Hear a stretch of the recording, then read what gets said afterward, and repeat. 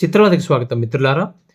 ఈరోజు మనం ఆహ్, అతుల్ సుభాష్ కేస్ గురించి మాట్లాడుకుందామండి. మీరు ఆల్రెడీ చాలా ప్లాట్‌ఫార్మ్స్‌లో అది పబ్లిక్‌లో like print media, social media అన్ని చోట్ల మాట్లాడుతున్న విషయమేనండి. బెంగుళూరులో జరిగిన ఇన్సిడెంట్ అన్‌ఫార్చునేట్‌లీ. ఆహ్, అయితే దాని గురించి మాట్లాడుతున్నారు. జరిగిందని రిపోర్ట్ చేస్తున్నారు.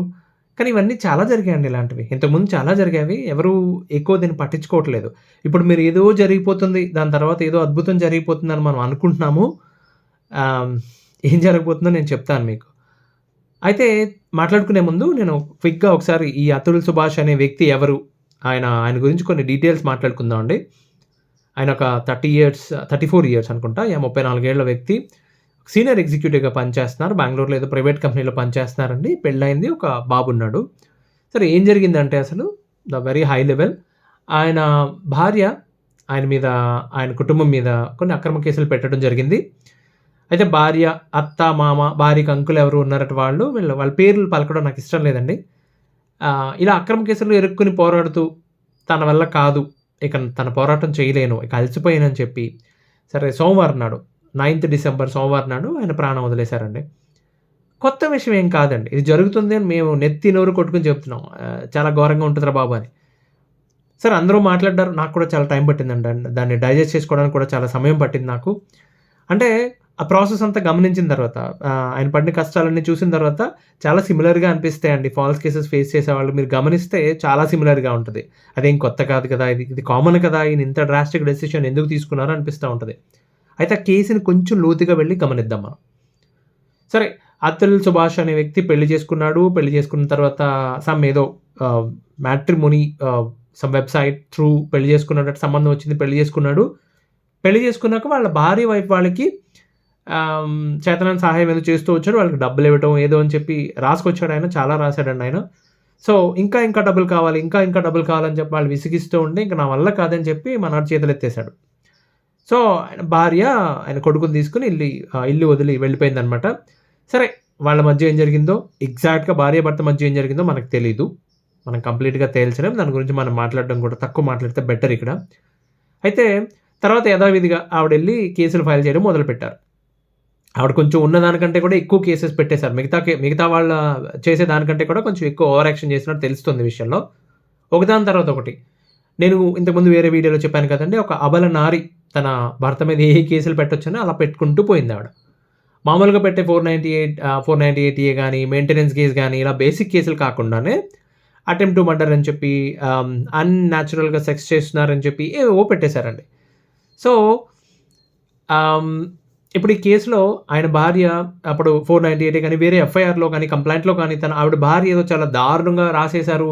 ఆవిడని కొట్టేవాడని, హింసించేవాడని చెప్పి మీడియాలో అందరూ న్యూస్ ఛానెల్స్, ప్రింట్ మీడియా ఓ హడావుడి చేస్తున్నారు. అరే బాబు! వేరే వాడిది ఎవడన్నా కంప్లెయింట్ తీసుకొని చదవండి పోనీ మీరు. ఎవడైతే మొత్తుకుంటున్నాడో నాది ఫాల్స్ కేస్ బాబోయ్ అని వాడిది కంప్లెయింట్ తీసుకొని చదవండి. సేమ్ ఉంటది మ్యాటర్. అన్నిట్లోనూ అదే పెడతారు. లేకపోతే సెక్షన్ అది అప్లికబుల్ కాదది. అదే పెడతారు. ఓకే. సరే కేసెస్ ఏసేశారు. ఆయన బెంగుళూరు నుండండి జాంపూర్ అంట. ఉత్తరప్రదేశ్‌లో ఎక్కడో వాళ్ళ ఆమె వైఫ్ రిలేటెడ్ ప్లేస్ అనుకుంటా అది. ఈ హియరింగ్స్ కోసం ఆయన వెళ్తూ ఉండేవాడు. ట్రావెల్ చేస్తూ ఉండేవాడు. పక్కన ఉద్యోగం చేసుకుంటూనే. అన్‌ఫార్చునేట్‌లీ చాలా దూరం అండి అది. ప్రయాణానికి ఒక రోజు కంటే ఎక్కువ టైం పడుతుందది. ఇప్పుడు అలాంటి ప్లేస్‌కి 40 సార్లు ఆయన వేరే కోర్ట్ కేసెస్ పని మీద వెళ్ళాడట. సరే ఇంత తీవ్రమైన నిర్ణయం తీసుకోవడానికి అసలు ట్రిగ్గరింగ్ పాయింట్ ఎక్కడుంది? ఇప్పుడు ఎవడన్నా గాని అంత తొందరగా నిర్ణయం తీసుకోడు కదా! ఇలాంటిది. ట్రిగ్గరింగ్ పాయింట్ ఏం జరిగిందో చూద్దాం. ఒకసారి ఏదో కేస్ విషయంలో ఈయన నార్మల్‌గా కోర్ట్‌కెళ్ళాడు. ఆ కోర్ట్‌కెళ్ళినప్పుడండి ఒక కేస్‌లో క్రాస్ ఎగ్జామినేషన్ స్టార్ట్ అవుతుందంట. జరిగే ముందు జడ్జ్ యూజువల్‌గా అడుగుతారు అమ్మాయిని, అబ్బాయిని. ఏవండీ సెటిల్ చేసుకోవచ్చు కదా! అని చెప్పి సెపరేట్‌గా తీసుకెళ్ళి అడుగుతారు. అయితే ఆ క్రమంలో మనోడు ఎక్స్‌ప్లెయిన్ చేస్తూ మేడం ఇన్ని కేసెస్ పెట్టారండి. అదండి, ఇదండి చెప్తూ మేడం ఇలా మగవాళ్ళందరూ ఫాల్స్ కేసెస్ ఫేస్ చేస్తూ చనిపోతున్నారండి. తట్టుకోలేకపోతున్నారండి ఈ యాతన అని చెప్తే, ఆయన భార్య చాలా సిన్సియర్‌గా, చాలా సీరియస్‌గా మరి నువ్వు కూడా పోవచ్చు కదా! ఇంకా నువ్వు పోలేదే అని అడిగిందట. దానికి జడ్జి గారు పాపం జడ్జి స్థానంలో ఉన్న ఒక ఆవిడ నవ్వింది. గట్టిగా నవ్వింది. మనోడు హర్ట్ అయిపోయాడనమాట. సరే ఆవిడ నవ్విన తర్వాత భార్యని బయటికి పంపించి కుర్రాడిని కూర్చోబెట్టి, ఆయన రాసిందే చెప్తున్నాను నేను. ఇది నా సొంతది కాదు. ఆయన రాసిందే చెప్తున్నాను. ఆవిడేదో మనీ డిమాండ్ చేసిందట. జడ్జ్ స్థానంలో ఉన్న ఒక ఆవిడ మనీ డిమాండ్ చేసిందంటండి. సరే ఆ అమ్మాయి ఎంత అడుగుతుంది సెటిల్మెంట్ కంటే 3,00,00,000 అడుగుతుందంటండి. 3,00,00,000 అడుగుతుందండి మొత్తం కేసెస్ అన్నీ సెటిల్ చేయనీకని చెప్తే, ఒక 5,00,000 ఇవ్వయ్యా నేను సెటిల్ చేస్తాను మ్యాటర్, ఆమెతో నేను మాట్లాడతాను, కన్విన్స్ చేస్తా అని చెప్తే, ఒక మెజిస్ట్రేట్ స్థానంలో ఉన్న వ్యక్తి ఎప్పుడన్నా సరే లంచం డిమాండ్ చేయడం గానీ, అది చేస్తే ఎలా ఉంటుందో తెలుసా అండి? ఈ ఫాల్స్ కేసెస్ ఫేస్ చేసే వాళ్ళకి చివరి హోప్ ఏంటో తెలుసా? చిట్ట చివరి నమ్మకం న్యాయస్థానం మీదే ఉంటది. ఆ న్యాయపీఠం మీద కూర్చున్న వాళ్ళు మాట్లాడే మాట, రాసే రాత మీద మన హోప్స్ అన్నీ ఉంటాయి. ఇలాంటి మాటలు మాట్లాడితే చాలా బాధాకరంగా ఉంటదండి. అంటే అది తట్టుకోవడం చాలా కష్టం. సరే మనాడు ఇవ్వనండి నేను ఇవ్వలేను అంతని చెప్తే, సరే మెరిట్స్ ప్రకారం పోరాడుకోండి మీ కేసుని అని చెప్పేసి ఆవిడ పంపించేసింది. అంతవరకు అయింది. ఆ నెక్స్ట్ వాయిదాకి మనావిడెళ్ళినప్పుడు అమ్మాయితో పాటు అమ్మాయిని కన్న ఆవిడ, వాళ్ళు ఈ అబ్బాయి వాళ్ళ అత్తగారు, అమ్మాయి తల్లి ఆవిడ కూడా వచ్చిందంట. ఈ కోర్ట్‌లో ఎదురు పడేసరికి చాలా సీరియస్‌గా ఆవిడ, "అదేంటి పోయిన వాయిదాకే పోతాడని చెప్పావు కదా! మళ్ళీ వచ్చాడు ఇతను ఇంకా పోలేదా నువ్వు" అని అడిగిందంట. వాళ్ళిద్దరూ నవ్వుకున్నారు. నవ్వుకున్నప్పుడు మనోడికి ఎందుకో ఒక క్వెషన్ అడిగాడు. ఏంటంటే, నెల నేను రూ. 40,000 మెయింటెనెన్స్ ఇస్తున్నాను కదా మీకు. దాంతో బాగా ఎంజాయ్ చేస్తున్నారు కదా! మరి నేను పోతే డబ్బులెవడిస్తాడు మీకు అని అడిగాడట. ఆవిడేమందో తెలుసా అండి? ఆ పిల్ల వాళ్ళ తల్లి ఏమందో తెలుసా? "నువ్వు కాకపోతే ఎవడిస్తాడా? నీ బాబు ఇస్తాడు డబ్బులు. అయినా నువ్వు పోతే ఆ బెంగతో ఇంకెన్నాళ్ళుంటారు? మీ అమ్మ, బాబు ఆళ్ళు పోరా ఏంటి వెనకాల? ఆ తర్వాత నీకు రావాల్సిన వాటా ఆస్తి మా అమ్మాయిదే గదా! అప్పుడు నువ్విచ్చేదేంటి? మా దగ్గరే ఉంటాయి డబ్బులని" చెప్పింది. సరే, నేను చెప్పాను కదండీ! కలియుగంలో ఈ 5% రాక్షస పాపల గురించి నేను చెప్పాను కదా! వీళ్ళ గురించే చెప్పింది నేను. ఫస్ట్ ఎపిసోడ్‌లో చెప్పాను నేను. ఇక మన మధ్య తిరిగేస్తా ఉంటారు 5% అని చెప్పి. ఇంగో వాళ్ళే. వాళ్ళ తాలూకా అనమాట. సో, మనోడేంటంటే బాగా బాధపడ్డాడు. మానసికంగా కృంగిపోయాడు. కృంగిపోయిన తర్వాత చాలా పర్ఫెక్ట్‌గా ప్లాన్ చేసి, ఇది ఆవేశంగా తీసుకున్న నిర్ణయం కూడా అనిపించట్లేదు. ఎందుకంటే చాలా పర్ఫెక్ట్‌గా ప్లాన్ చేశాడు. తన చివరి ప్రయాణం. దాన్ని అందంగా ఎగ్జిక్యూట్ కూడా చేసుకున్నాడు తనే. మనాడు మనస్తాపానికి గురైపోయాడు. సరే అప్పటికప్పుడు ఆవేశంలో తీసుకున్న నిర్ణయం కాదు. సరే పెద్ద టు డూ లిస్ట్ తయారు చేశాడండి. ఓకే. అంటే టు డూ లిస్ట్ అంటే ఏమేం చేయాలి? ఈ టాస్క్స్ ఏమేం చేయాలి? లాస్ట్ డేకి ముందే ఏం చేయాలి? లాస్ట్ డే రోజున, లాస్ట్ డే అంటే మీకు అర్థమవుతుంది కదా! నేను అంతకు మించి వివరంగా చెప్పలేనండి. లాస్ట్ డే రోజున ఏం చేయాలి?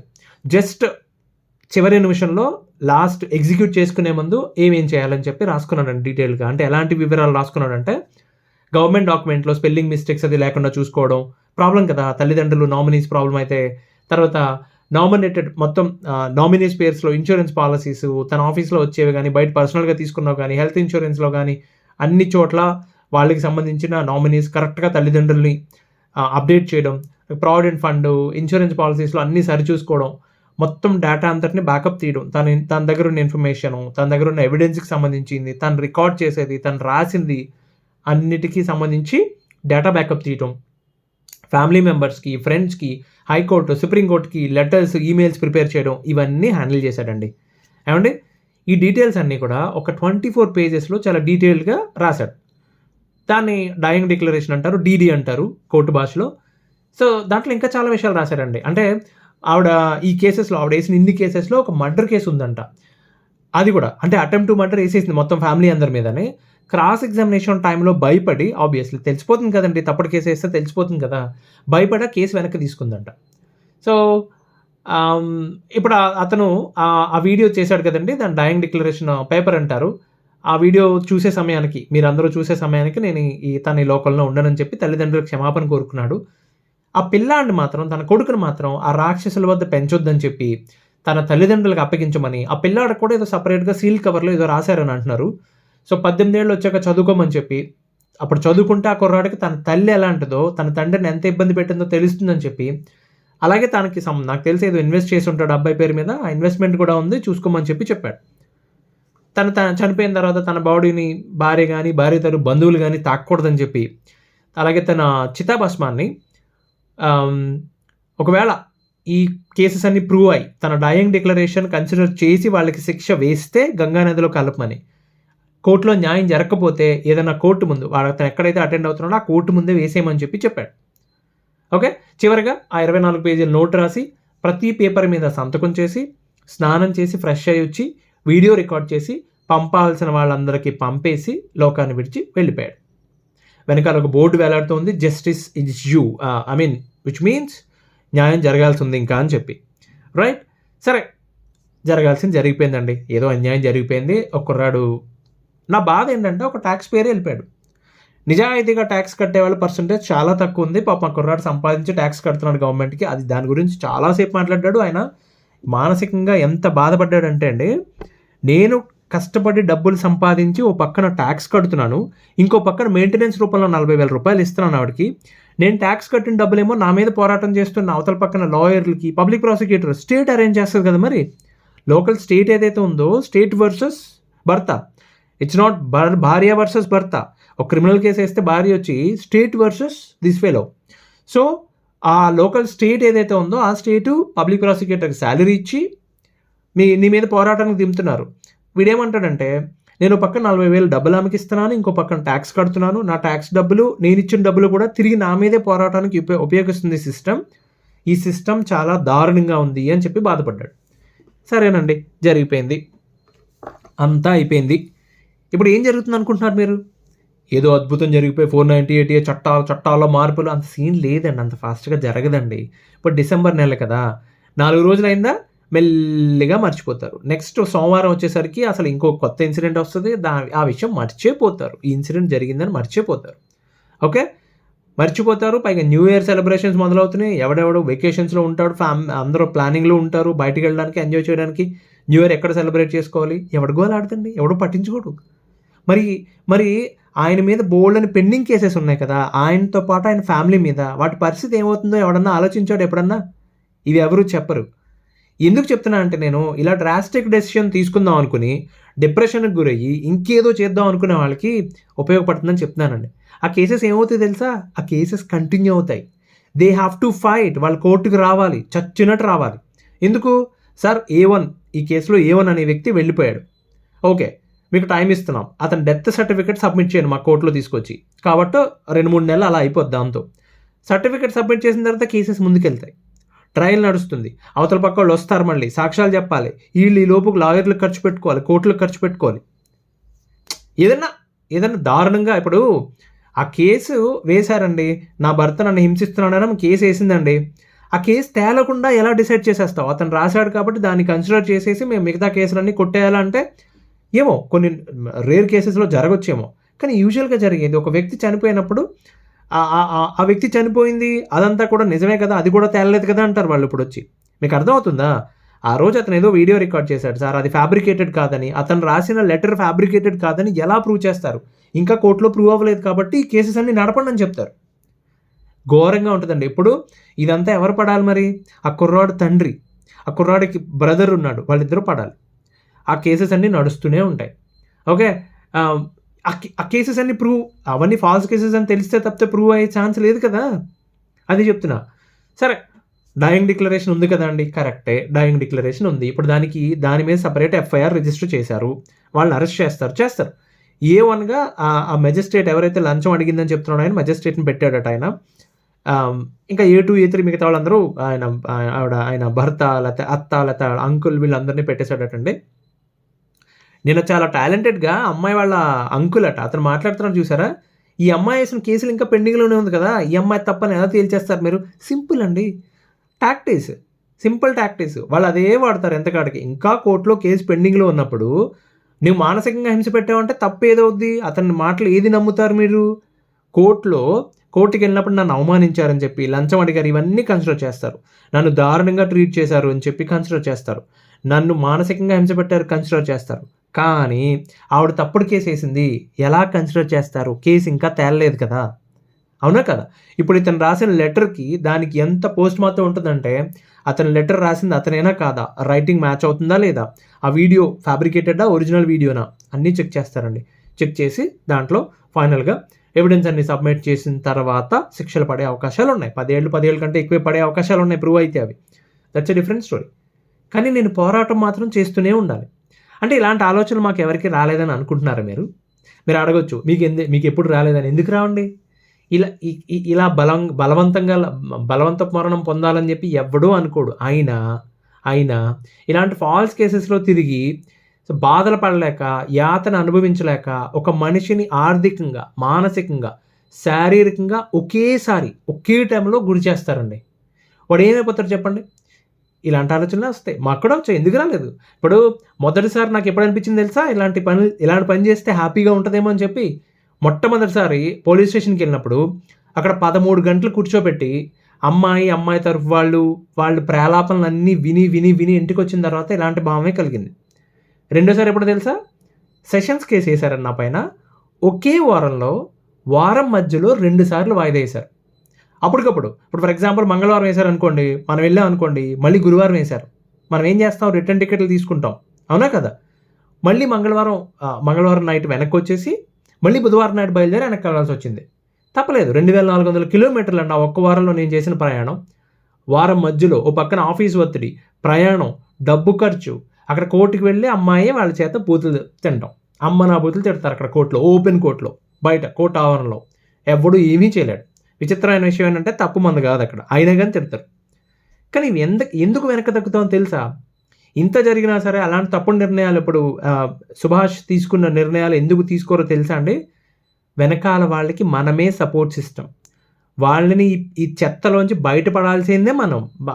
బయట పడేయాల్సింది మనం. మనం ఇలాంటి పనులు చేసాం అనుకోండి, ఇలాంటి దిక్కుమాల నిర్ణయాలు తీసుకుంటే తర్వాత వాళ్ళు చాలా ఇబ్బందులు పడతారండి.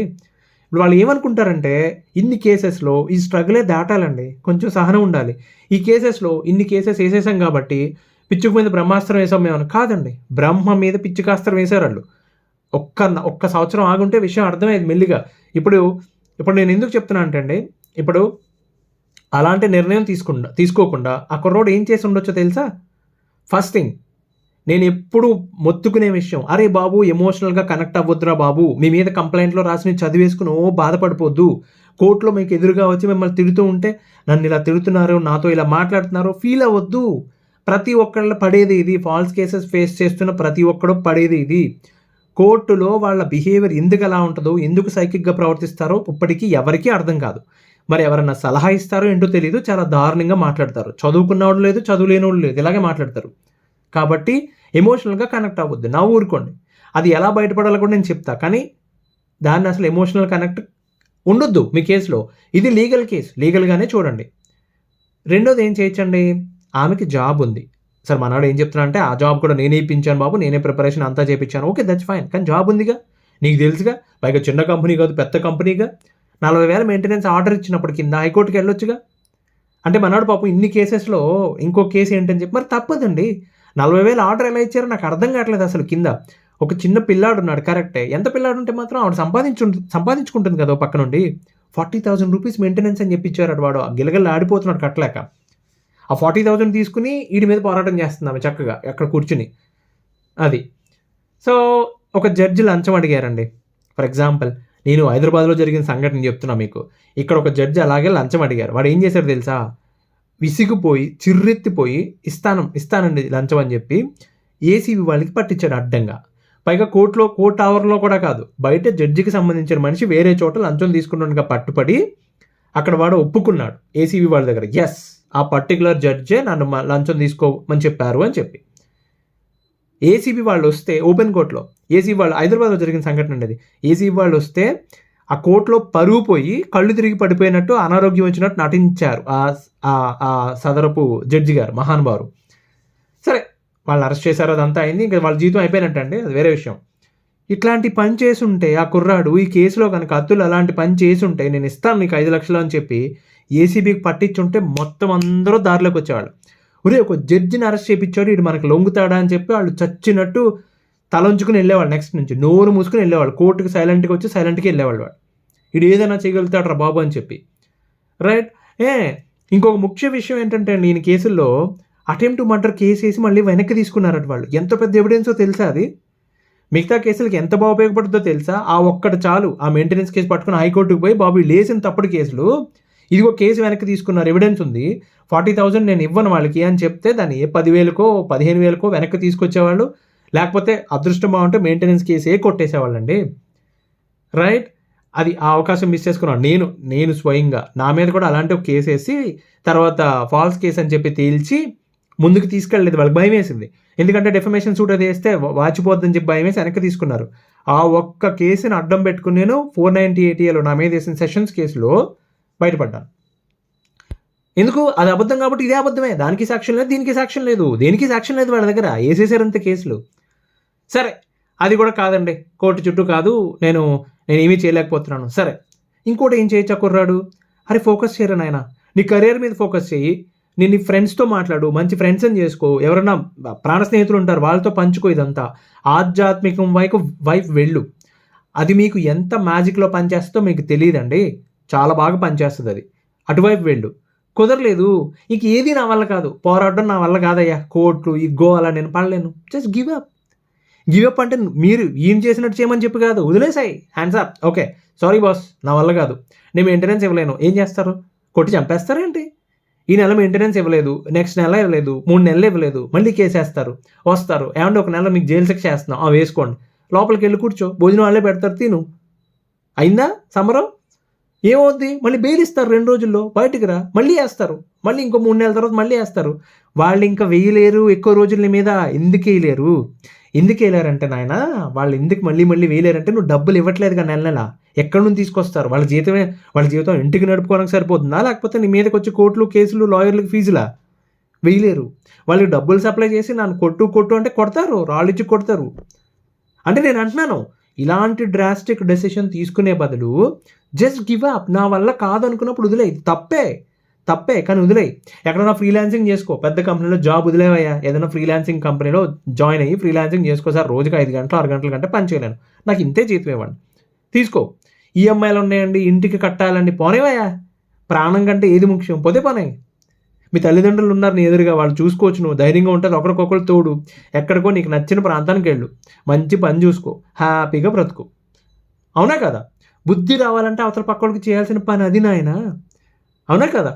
సో, ఎవరైనా నీకు నచ్చిన పని వద్దు, పెళ్లి మీద విరక్తి కలిగింది, దూరంగా ఉండి కొన్నాళ్ళు. లేదు, ఈ పిల్ల కొద్దే తేడా బాబు, వేరే నాకు నచ్చిన అమ్మాయి దొరికింది, పెళ్లి చేసుకో. పిల్లలుగాను పెళ్లి చేసుకోమంటే అఫీషియల్గా చేసుకోకూడదు కదండి. ఇంకా విడాకులు రాకుండా చేసుకోవే వద్దని ఎవడన్నాడు? సహజీవనం చేయి వద్దని ఎవడన్నాడు నిన్ను? అవునా కదా? నేను చెప్పేది ఏంటంటే, ఇలాంటి డ్రాస్టిక్ డెసిషన్ తీసుకునే ముందు ఒకసారి ఎవరినైనా సంప్రదించండి నాయన. ఒక కౌన్సిలర్‌నో, గట్టిగా మాట్లాడేవాడినో, ప్రాణ స్నేహితుడినో, పెద్దవాళ్ళనో, ముసలాళ్ళు ఉంటారు ఇంట్లో. వాళ్ళకి సంప్రదిస్తే చెప్తారు. "అరే! ఇది పెద్ద సమస్యే కాదురా బాబు" అని చెప్తారు. భయపడిపోయి, బాధపడిపోయి సిస్టమ్ నా మీద లేదండి. సిస్టమ్ ఏం రివెంజ్ తీర్చుకోవట్లా. మీరు జాగ్రత్తగా గమనిస్తే ఇంకొక సంవత్సరం ఓపికగా ఉండుంటే పాపం ఆ కుర్రాడు, నేను చెప్తున్నాను కదా! పిచ్చుక మీద బ్రహ్మాస్త్రమో, బ్రహ్మ మీద పిచ్చుకాస్త్రమో తేలిపోయేది మ్యాటరు. ఆ ఒక్క కేసుని అడ్డం పెట్టుకొని ఈవిడ మోసం చేస్తోంది, తప్పుడు కేసులేస్తుందని చెప్పి బయటికి ఈడ్చి చేయొచ్చు ఆ పని. మరి ఇదండి. కంగారు పడి డెసిషన్ తీసుకోవద్దండి. ఎవరైనా డిప్రెషన్‌లో ఉంటే ధైర్యంగా ఎవరో ఒకరి దగ్గరికెళ్ళండి. మాట్లాడండి. నేనేం చేయాలని అడగండి. మీకు మంచి దారి చూపిస్తారండి ఖచ్చితంగా. ఓకే. ఎవ్వరు ఇలాంటి తప్పుడు నిర్ణయాలు తీసుకోవద్దు. మీ వెనకాల వాళ్ళు పడే బాధ వర్ణనాతీతం. మీరు ఇలాంటి పనులు చేస్తే. ఇంకొకటి, చట్టం ఆడవాళ్ళ పక్కనే ఉంది. మరి కుర్రాడాళ్ళమ్మ? అబ్బాయి వాళ్ళమ్మ? ఆవిడే కదా! ఆవిడే కదా! ఆవిడకేమైనా న్యాయం జరిగిందా ఈ విషయంలో? చిత్రహింసలు అనుభవించింది. చిత్రవద అంటే ఇదే మరి. అందుకే ఈ ఛానల్ పేరు అలా పెట్టాం మేము. మరి ఎవరికి న్యాయం చేస్తుందండి చట్టం? చిత్రం ఏంటో తెలుసా? ఇంత జరిగింది కదా! ఆమె ఏం రాసిందో తెలుసా? He treated me like a beast అట. రియల్లీ? అంటే ఒక మృగంలా ట్రీట్ చేశాడు నన్ను. నిజమా? ఎవరు మృగం? ఎవరు అల్పజీవమ్మా? నువ్వు ఎంజాయ్ చేస్తున్నావు లైఫ్‌ని. నాకు తెలిసి ఇప్పుడే ఇంకా అరెస్ట్ అయిందో లేదో కూడా తెలీదు. ఈ టైంకి బహుశా పూరీలో మంచి కూర నంచుకొని హ్యాపీగా తింటూ టీవీలో ఏదో ప్రోగ్రామ్ చూస్తూ ఉండొచ్చు. బట్ నీ లైఫ్ అంత బాగోదు తల్లి. నీకు ఆమెకి అంటే తెలుగు రాకుండా పోవచ్చు గానీ చెప్తున్నా. ఆమె లైఫ్ అంత బాగోదు. చాలా ఘోరంగా ఉంటది. ముందు మానసికంగా నలిగిపోతుంది. తర్వాత ఆబ్వియస్‌లీ శిక్ష అనుభవించి తీరాలి. బయటపడడం ఇంపాసిబుల్. ఆవిడెవరైతే ఉందో ఇతని భార్య బయటపడడం అసాధ్యం అండి. ఖచ్చితంగా శిక్ష పడుతుంది. సరే, అతని ఆత్మకు శాంతి కలగాలనుకుందాం. ఎలా పడుద్దండి? వాళ్ళకి ఏ అవజీవం పడితే అప్పుడు కలుగుద్ది. అప్పటి వరకు ఆ కుర్రాడికి ఆత్మశాంతి కలగాలని కోరుకుందామండి. ఎవ్వరు ఇలాంటి తప్పుడు నిర్ణయాలు తీసుకోవద్దండి. మీ దగ్గరలో ఉన్న పెద్దవాళ్ళ దగ్గరికెళ్ళండి. లేకపోతే ఎవడన్నా కౌన్సిలర్ దగ్గరికెళ్ళండి. ఎవడన్నా మీకు ఎవరైతే న్యాయం చేస్తారనుకుంటారో వాళ్ళు వెళ్ళండి. మీ వల్ల ఏవీ కానప్పుడు గివ్ అప్ అండి. కూర్చొని హాయిగా తత్వాలు పాడుకోండి. ఓకే. భోజనం మీకే జరుగుతుంది. నేను చెప్తా కదా! వర్స్ట్ కేస్ సినారియోలో ఏం జరుగుతుంది? మహా అయితే అరెస్ట్ చేస్తారయ్యా. మెయింటెనెన్స్ కేసులో అరెస్ట్ వాళ్ళకి తెలుసు. డబ్బులు ఇవ్వలేనని చెప్తున్నావు నువ్వు. నా దగ్గర డబ్బులు లేవు, ఇవ్వనయ్యా. తర్వాత ఏం పీకుతారు? ఏమీ పీకదు. సిస్టమ్ దానికి తెలుసు ఎలా హ్యాండిల్ చేయాలో. ఓకే. ఇంకా ఒక లేడీ జడ్జి గురించి మనం మాట్లాడుకున్నాం కదండి, లంచం అడిగిందని చెప్పి. ఎవరో ఒకరొకడు ఉంటారండి పురుగులు. ఎందుకంటే నేను చూసిన లేడీ మెజిస్ట్రేట్‌లు, మేము ఝాన్సీ లక్ష్మి అని ఆవిడ పేరు అది కాదు. ఝాన్సీ లక్ష్మి అని పిలుచుకునేవాళ్ళం. బయటకొచ్చి కోర్ట్ లోపల చేయకూడదు కాబట్టి గుమ్మం దాటి బయటకొచ్చి నందీశ్వరుడి దగ్గర పడుకొని శివలింగానికి సాష్టాంగం చేసినట్టు, వెంకటేశ్వర స్వామికి సాష్టాంగం చేసినట్టు బయటకొచ్చి క్లయింట్స్ అందరూ, ఆ లోపల కేసేసినోళ్ళందరూ బయటకొచ్చి సాష్టాంగ నమస్కారం చేసెళ్ళేవారు. అంత మహానుభావులున్నారు. అంతంత గొప్పోళ్ళున్నారు జడ్జి స్థానంలో. ఇట్లాంటి చీడ పురుగులు ఎక్కడెక్కడ ఉంటాయి. That's okay. వదిలేసేయండి. మళ్ళీ మనం డీటెయిల్‌గా మాట్లాడుకుందాం. ఇది బాధాకరమే. కానీ ఎవరు ఇలాంటి నిర్ణయాలు తీసుకోవద్దు. ఒక్కసారి ఆలోచించండి మీ వెనకాల వాళ్ళ గురించి. ధన్యవాదాలు.